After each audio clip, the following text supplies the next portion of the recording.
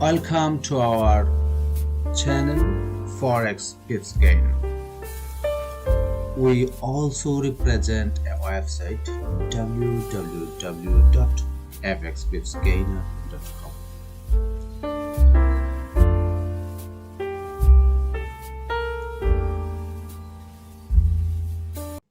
And today or tonight's topic is money management, how it works, what are the myths, and what are the expectations about return on investment and so on. So let's start. These are the 5 subtopics tonight. So the risk per trade, drawdown and recovery, position size, the optimal position size and how to calculate it, leverage, then what is a winning system and how can I recognize it, and the yearly return and expectations about yearly return. Okay, then let's start. Or maybe you have some questions right now, then please use the chat box at any time and I will answer your questions immediately. Okay, but for now, I cannot see any questions. So let's start with the first real slide. So which risk per trade is okay? This is a question a lot of traders ask themselves. And most of them, especially beginners and newbies, come to the conclusion that maybe 5% or 4 or maybe 6% per trade to risk is okay, because the higher the risk, the better and the higher is the return. But you have to be very carefully with this kind of approach to more risk to get more, because you destroy your bankroll, your trading account, and this is not helpful. So for this reason, we want to clarify the questions: are 5% acceptable or too high? And this depends on what you want to achieve and what return you want to generate. As I said before, the higher the risk, the higher the potential return. This is true, but you have to consider how much risk you want to take and not lose all your money and destroy your bank account. So, however, one should not risk the total loss. And this is pretty easy. If you take too high risk, let's say 10% per trade is way too much. And the probability of total loss is very high if you risk 10% on each trade you make. With little money whose loss is manageable, you can also take higher risk. For large accounts, capital preservation is the focus and the risk should be very small. So what I mean by that, or the replacement value of the money is very, very important. For example, assume you have $5,000 and you just open a trading account with $100. So it's just a part of your money. And it is not that hard to get $100 from your other account, or you can earn it in your profession. And then, of course, you can risk more, because $100 is not that important to you as maybe $20,000. So the replacement value of money plays an important role. So now Timo is here, so let me give him the rights to be a moderator and turn his microphone on. Now he should be able to speak as well. But okay, carry on here. So regarding and considering all these aspects, I would say 5% is way too much. Hi, Matthias. Sorry for the delay. Really, sorry. No problem, no worry. I hope you mercy me. I think this is the second pizza that I have to serve for you. Yeah. Hopefully. Okay, good, great stuff. Good. Okay.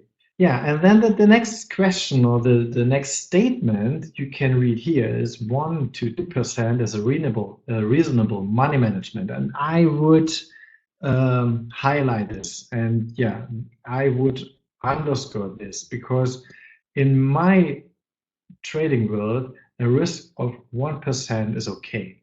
And sometimes you find some very, very good and profitable spots. And then, of course, you can risk more, 2%, maybe 3%, but 3 or more percent shouldn't be your default risk. So please go lower with your risk only 1 until 2% per trade, and then everything should be okay.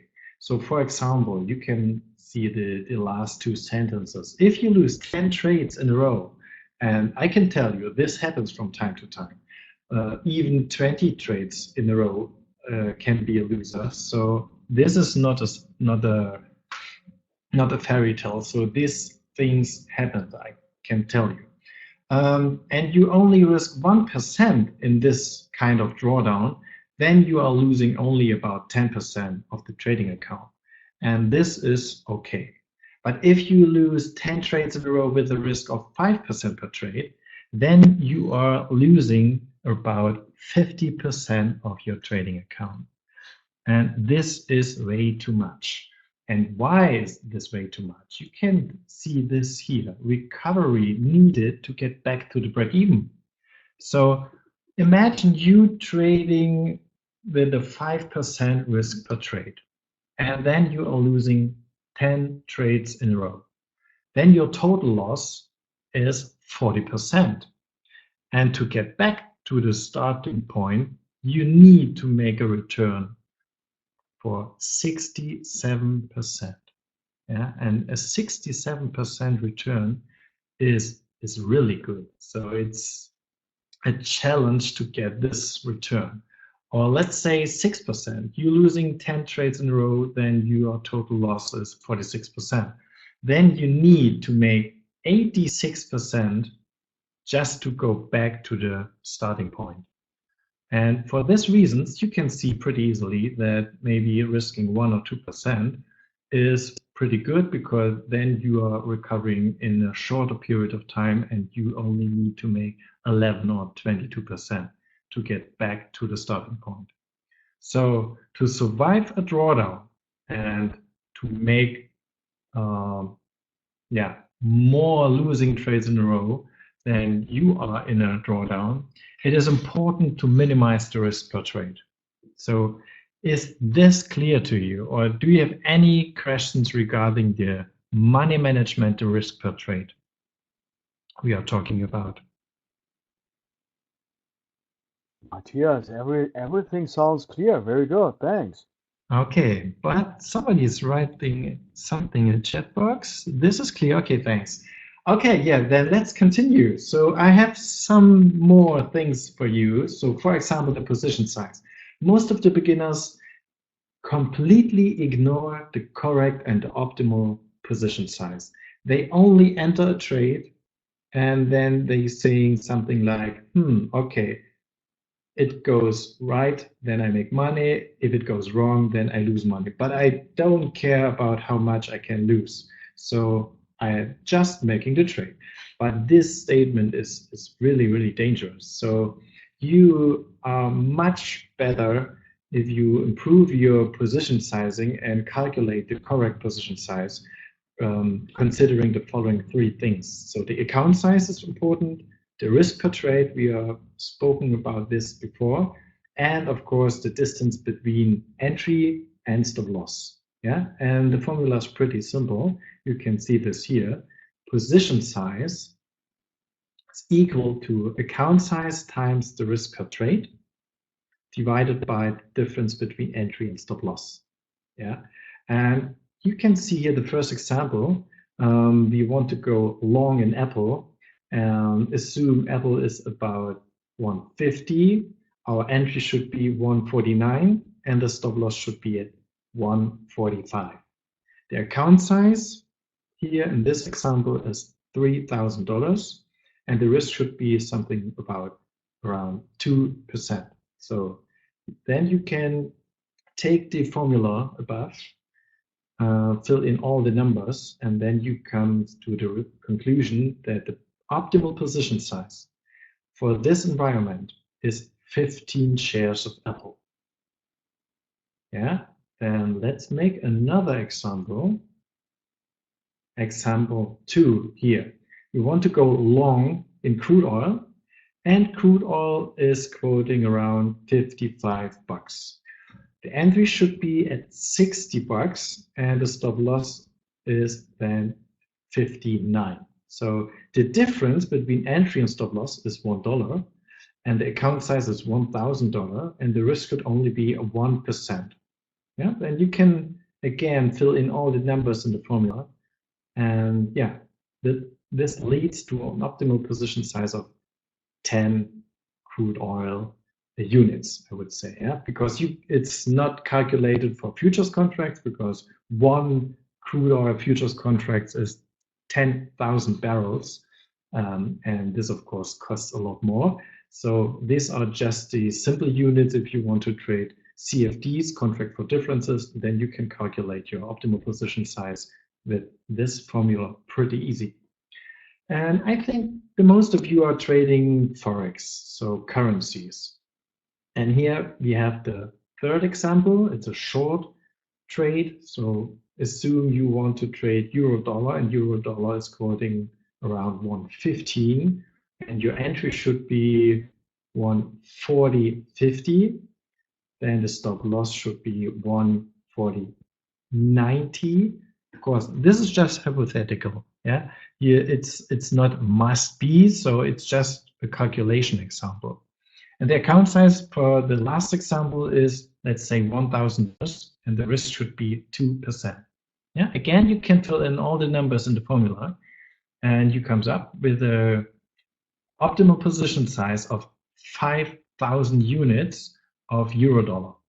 And 5,000 units are 0.05 lots, or in other words, 5 microlots. So 5 microlot would be the perfect position size to making this trade with this kind of stop loss, entry level, account size, and risk.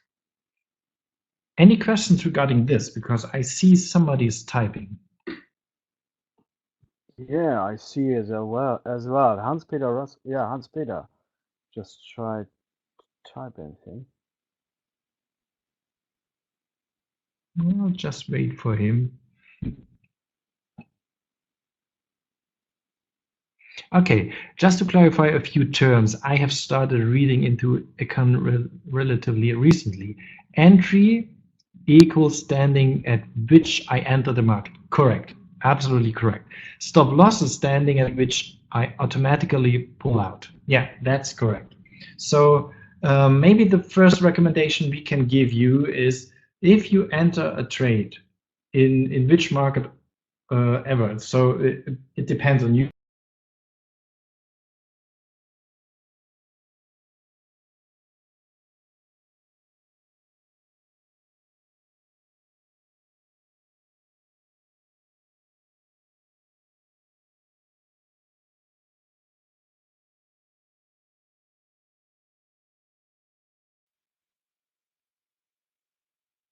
But therefore, the stop loss levels you can lose in conclusion to your money management. I think Matthias, he didn't get your last sentences because the voice was off. Okay, for you too? Yeah, it would be fine. Yes, it That's was amazing. off. I didn't hear you, but it was Okay. completely off. You know, because I seen on the screen that also my voice was away. Okay, so let me repeat this. Hans-Peter was absolutely correct. So the entry level is the level we want to enter the market, and the stop loss is a specific level in the chart where the stop loss makes sense. And the distance between entry and stop loss, this is the money we are able, or we are happy to risk. And everything is fine for us, because our risk and optimal position sizing is in this kind setup that we don't lose more than we want to.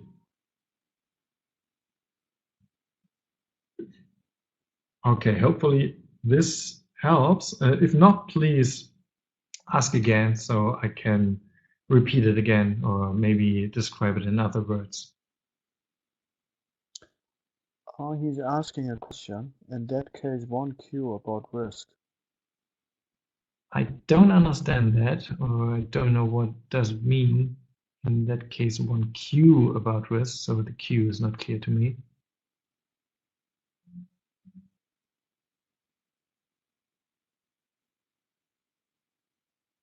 And this, yeah, the entry and stop loss, this is just hypothetical. So you can ignore these numbers. It's just the base for the calculation here. So I just wanted to show you calculation. Isn't risk the amount we lose? Therefore, if we enter a 60 and possibly exit at 59, that would be a 6 as a risk. Yeah, yeah, this is true, but you have to consider your account size and your risk you want to take. So, for example, if you change the risk should be to, let's say, 2%, then you can trade double the position size. So not only 10 units of crude oil, then you can trade 20 units of crude oil. Or let's say everything is equal, so 1,000 account, 1% per risk, but the stop loss is not at 59, but it is at 58. Then the optimal position size is not 10 anymore, because then it becomes less, and it is only the half. So it's only 5 units of crude oil. So everything here is connected to each other, and therefore you have this formula to calculate the perfect position size. Okay, question. Okay, yeah, makes sense, absolutely.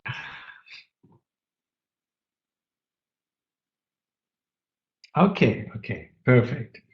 Yeah, then let's go over to the next topic. And to all the others, if you have any questions, please don't hold back. So just shoot out and let us know in the chat box. So yeah, the next myth, I would say, is the leverage, because I would say 99% of all beginners and maybe 50% of all traders in the world have a wrong imagination or a wrong expectation about leverage. They misunderstand leverage completely. And most of them say something like, oh, the leverage is so important. I only want a broker with a high leverage. But this is, sorry to say that, this is bullshit. You don't need a broker with a high leverage. You only need a broker, or in general, a big leverage, if you want to make a lot of trades simultaneously, or if you want to trade very large positions on a very small time frame with very tight stops. Yeah, for example, you want to trade a minute chart or maybe a tick chart, something like that. Then, of course, your stop loss is very close to your entry level. And this leads to a very large position size. And only for very large position sizes, you need a large leverage. And yeah, that's it. So for example, you remember this examples here. Yeah, the first example, Apple stands at 150, your account size is 3,000, and the optimal position size here was 15. Yeah, and the Apple, the entry level is 149. So now you can easily calculate what is the nominal value of this. And the nominal value is only 150 times 15. And this is less than $3,000 on your account. So in other words, for this trade here, you don't need any leverage. Yeah, the leverage you need is less than 1. Go back to the second example we had here. So crude oil. So the perfect position size here was 10. And if you want to trade 10 units of crude oil, and crude oil is quoting around 60, then of course you need $600 to make this trade. And your account size is $1,000. So in this particular example here, you don't need any leverage. So it's completely the same. It is a different story here in the third example. You want to trade 5,000 units of euro dollar, and yeah, it's quoting around 115. Then it is more than your account size is, because the account size is 1,000, and the nominal value of the trade is something around 3,700. Yeah, so only in the last example you would need a leverage, otherwise not. So yeah, here you can see example 1 requires a lever. A lever is another word for leverage of 0.75. The example 2 requires a lever of 0.6. And the last example, sorry, I said something around 3,700, but it is indeed 5,700, so a little bit more. But far, far away from a leverage of 50, 100, 200, or 400. So some brokers are offering you a leverage of 400. And this, in my eyes, in my opinion, is not a quality characteristics from a broker. So the broker should only offer you, yeah, let's say 50 or 100 leverage, and you will never use this high leverage, but this is okay.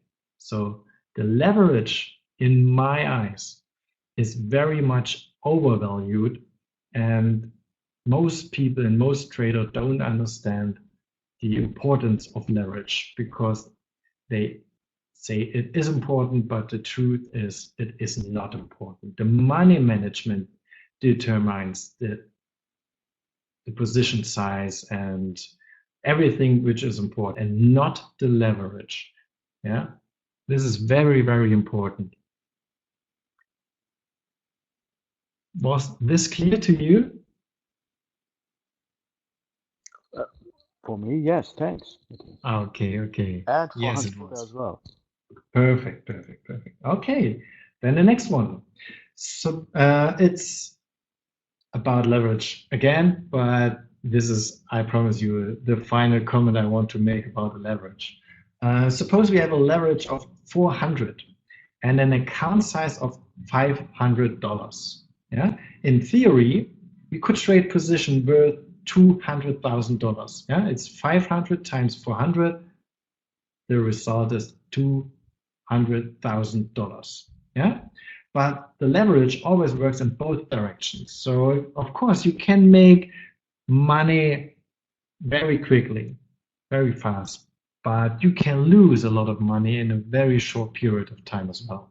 So if you are trading a position worth $200,000 with a $500 account, and the underlying is moving only 0.01%, so it's a very tiny move in the market against us, we lose 40%, yeah, or $200. And this hopefully makes absolutely sense to you to say, I don't need a high leverage. Yeah, it's all about money management. You have to calculate the right position size for your trade, and that's it. Yeah, we do not have a worry about the leverage, but only about the position size and the money management. Yeah, this is very, very important. Okay, back to another one. So now I need your interactivity here. So because I want to ask you something, just to show you how your brain is working and what expectations do you have. Is it correct or is it not? Is it overestimating or underestimating?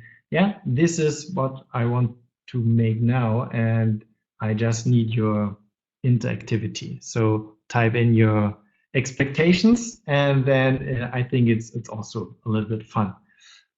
So which system would you like to trade? System 1, with a hit rate of 60%, system 2 with a hit rate of 80%, or system 3 with a hit rate of 30%. So which system would you prefer? Or maybe your answer is, I don't prefer any system. This is up to you. Yeah. So just shoot out, use the chat box. I'm curious about your answers.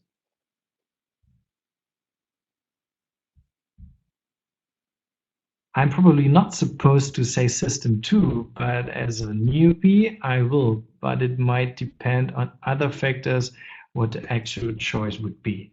Perfect. Perfect. Yeah, this is an A. Graduated as a good trader. Perfect, Hans-Peter. Yeah, it's absolutely correct. So it depends on other factors. You cannot say system 1, system 2, or system 3 is the best one. Yeah, it makes absolutely no sense to say that because other factors are much more important. Let's go here to this slide. So it's not just about the hit rate. And the hit rate alone does not say anything about the probability of success of a system. Important is the average expected value of a trade in the system.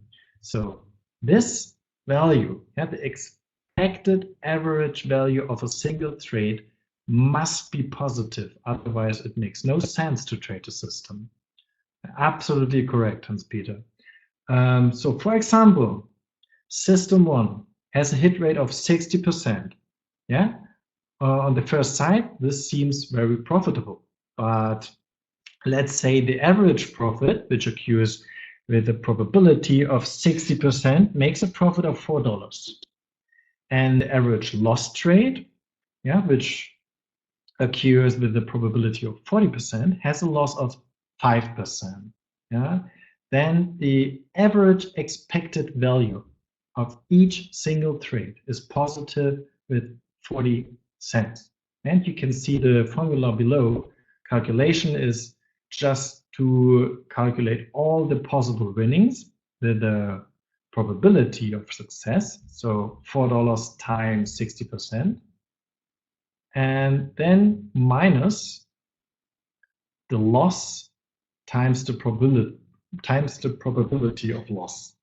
Yeah, and this here comes to the result of plus 40%. So the expected value of the first system with this kind of numbers I have here, so it's plus 40 cents, and this is positive. So you can trade this kind of system, but of course we have some other ones. So for example, the second system, which on the first side was the best one with a hit rate of 80%, but we don't need, but we didn't know anything else about the system.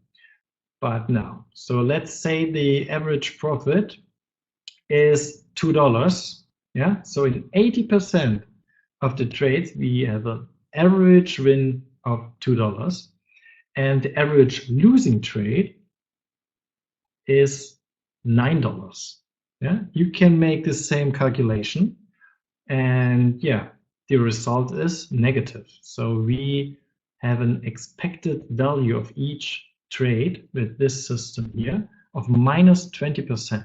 And it makes absolutely no sense to continue with this system because we are losing in each trade around 20 cents. Yeah, it makes absolutely no sense to trade this system. And finally, you see system 3, only a very small hit rate of 30%, but you earn $7 each time you make a winning trade, and you lose only $1 if you have a losing trade. Of course, for your psych, for your trading psychology, it is very hard to have a system with a 30% win rate and a 70% losing rate, but this is usually a trend following system in trading. A trend following system in trading has usually a hit rate of 30% and a losing part of 70%. Now, calculating all these things together, then you see the expected value of each trade is $1.40. and this is positive. And of course, system 3 is the best one out of these 3 examples here. Does it make sense to you, or any questions about this?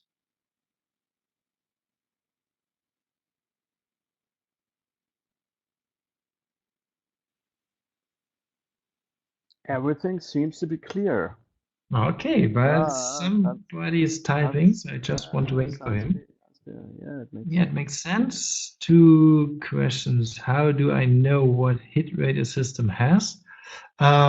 Usually you can see this if you read something and the author or the editor is saying the hit rate is 40%, yeah, then it doesn't mean nothing to you without knowing what is the average winning trade and what is the average losing trade. And then you can put all the things together and you will know your expected value of a trade. Do I learn that by experience, or is there an indicator for that? Yeah, usually you have maybe a back test, or you can make a back test yourself, going back to the past and making some simulated trades. And if you have a number of trades, so let's say a sample of 100 trades, then you have your results and you can evaluate these numbers, and you will know if this system or this strategy is running well or not. So I would say at least 100 trades from kind of back test, and then you have all these numbers. Okay, then the final slide, and this is my favorite one. Yeah, because a lot of traders have false expectations about the return on investment, about what is possible, what not, and what does a drawdown mean, and things like this. So I want to ask you in a kind of mind game 4 questions, and I'm very curious about your answers. So the first one is, how much starting capital is needed to have 1 million in 30 years if you have an annual return of 26%. So of course, I know this is just a guessing game, but I want to make this guessing game with you. So please don't use a calculator. So just shoot out, what kind of number do you have in mind? What do you think? What starting capital is needed to get 1 million in 30 years with an annual return of 26%? What do you think?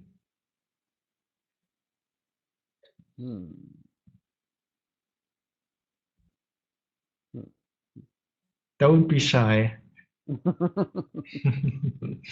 Here, there are no wrong answers. Yeah, it's just a game. $50 is the first guess. Okay, another one. Timo, what would you say? I would guess this one. I would type 30. Okay, okay. But we are ending at 1 million, and we are starting only with 30 or 50 bucks. Okay. No, the right answer is $1,000. Yeah, you need to have $1,000, and you're making 26% per year, 30 years long, then you end up with 1 million. Yeah, without any additional savings rates or so. So if you start with $1,000 today, and maybe you are only 25 years old or so, then you have 30 years left to have 1 million in 30 years. Okay, yeah, then the next one. So what is the average weekly return to achieve a yearly return of 26%? What do you think? So you need to make 0.1% per week, 1% per week, 0.5. Okay, okay, good. Another guess? So 0.5, I can tell you that. So it's pretty close to the perfect solution. To the I'm perfect. pretty sure. So Timo, you only divided 26 through 52 weeks, and then you end up with 0.5. Yes, correct. So why not? It's fair enough to have this number for just a guessing. But I would honor here Hans Peter, because Hans Peter say a number which is slightly lower, and this is correct because we have here the compound interest effect. And through this effect, we don't need to make 0.5% weekly to achieve 26% a year. So in numbers, this is a wrong number. So this is correct. So 0.44%. So of course, in terms of difference, you are much closer, Timur. So the point goes to you. But in terms of recognizing the compound interest effect, I would say Hans Peter also has a point. Okay. Okay, then over to the next thing. So what would be your final capital if you double your money every year for the next 20 years and you starting with $1,000? What is your final capital after these 20 years? What do you think? Oh shit. That's a huge number. Yeah, it seems to be, but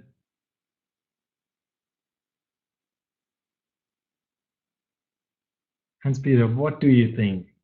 Without using a calculator, so I'm a little bit scared that you need a lot of time to answer in here. So don't cheat us, please.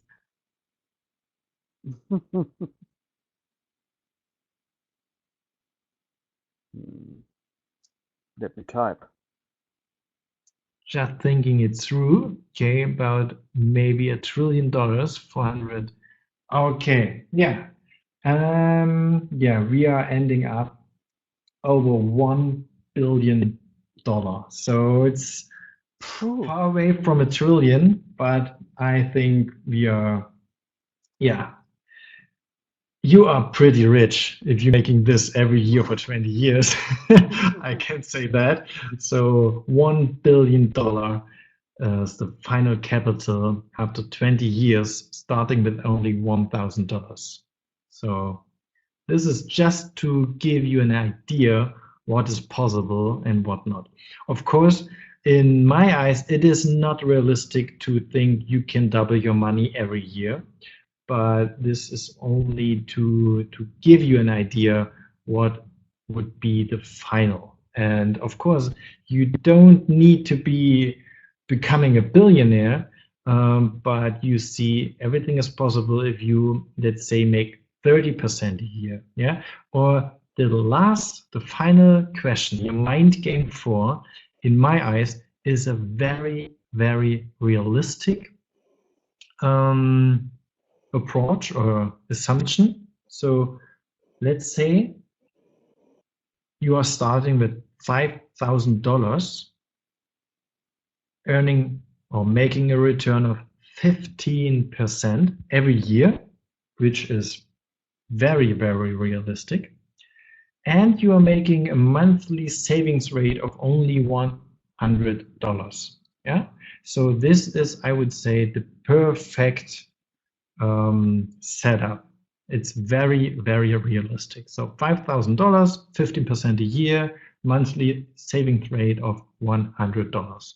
What is the final capital after 30 years? What do you think?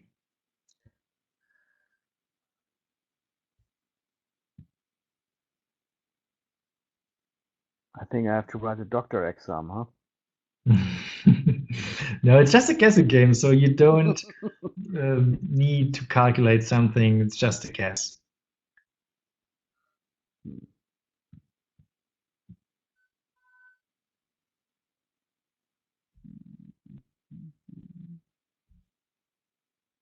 2 billion. No, This I say is a one. lot. 1 billion. No, I say 500 million. 500 million. Yeah, we are only starting with $5,000, and we are only making 15% a year. Okay, good. Then let's see the correct answer, and the correct answer is $853,000. Yeah, so yeah, it's probably overshoot a lot here. Correct. So as I said before, this is a very realistic example. Yeah, so a lot of people have $5,000, and it is not a rocket science to make 15% a year, and maybe to have a savings rate of $100 a month. So if you have all of this, then you end up after 30 years close to $1 million, much, much better than ever insurance you can select. And maybe you are able to make more than 15% a year, so let's say 20, 25, or even 30% a year, then of course the number here is much bigger at the end. Okay, yeah, so this is it basically from my side. Any questions regarding Matthias. the, yeah? Yeah, Matthias, thanks at first for the presentation. Before we start to answer the questions from the attendees, I want to let you know, and also the attendees, today we will have a second webinar, yeah, about the Certified Derivative Trader course or program from Tradimil. Everything you need to know about derivatives. So it's a very, very good opportunity to attend there. It will start in 45 minutes. So if you have got time, just take the chance and the opportunity to attend there. Let me give you the link where you can do the registration. Yeah, and because in this webinar, the coach Stefan Tötzke, the guy who is doing the certified derivative trader program, will present the whole program and also answer all the questions about the certified derivative trader program. So it's the best. So these seats are limited. So hurry up if you want to attend, because I would say the asking about this webinar is very high at this moment. So this is what I wanted to tell about it. Okay, yeah, thanks for this little advice. Okay, Hans-Peter is there as well, so pretty cool. And one more question. In an early example, account of $500 leverage 400. So let me go back to this slide. Here we are. Position size of two. No, this is not a position size. Maybe this here is the thing. So it's just the nominal value we are able to trade. So we are able to trade a position which is worth $200,000 with a $500 account and a leverage of 400. How is it possible to trade that much with an account much lower than that? It is, in theory, it is possible, but we shouldn't do that because of the high risk. If the trade is running against us, we are losing very quickly a lot of money, and therefore it is necessary to calculate the perfect position size. We have made this in these slides before. So for example here, yeah, you need to calculate your perfect position size, and then the leverage doesn't matter. Is one taking up that to make this trade? Yes, correctly. So for example, let's take this one here. You are able to trade a position worth $5,700, and your trading account size is only 1,000. So in this particular example, you have a kind of loan from the broker, and yeah, you need to pay for that. So you have cost of carry or borrowing your money, and you have to pay for it, of course. And the lower the leverage or the smaller the position size you have, the lower the costs are, the fees in this case.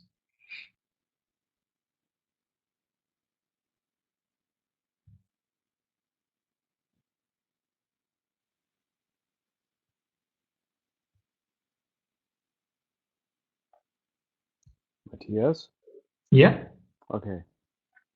What about your exit point? Let's take example 2. I will type out my example. One moment, please. Yeah, take your time. So example 2, it was this one. Yeah, so the take profit or the exit point, yeah, it depends on if you have a stop loss, which is for losing more money, or the take profit is usually to make money. But of course, I want to wait for your final description about this question.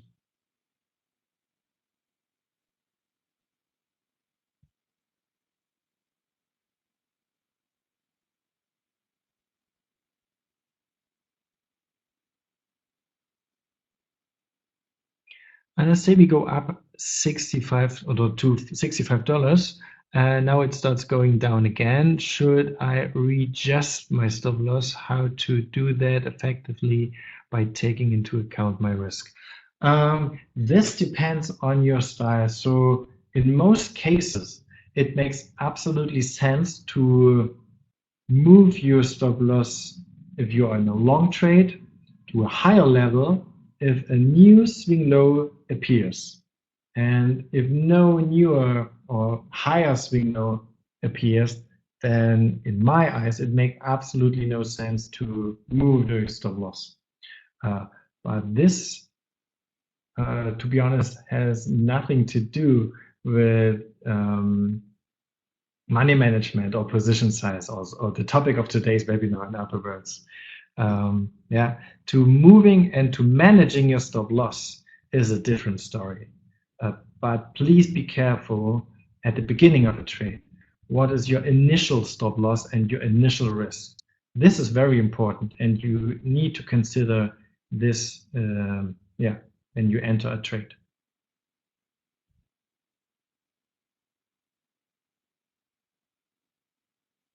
You're welcome. You're welcome. Okay, any other questions?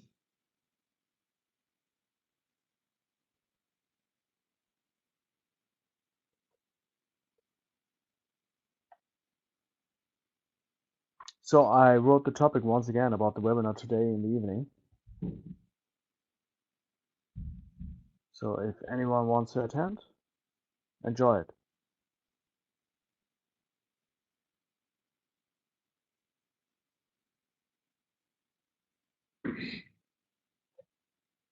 Many about trading in general, but no more about money management things. Okay, so maybe you have watched the 2 recent webinars last Tuesday and the week before on Tuesday. So we had the topics of 4 reversal pattern and the 5 best indicators. So maybe you have watched this as well. Yeah, next week and the week after that, every Tuesday we will have here an English webinar about a specific topic.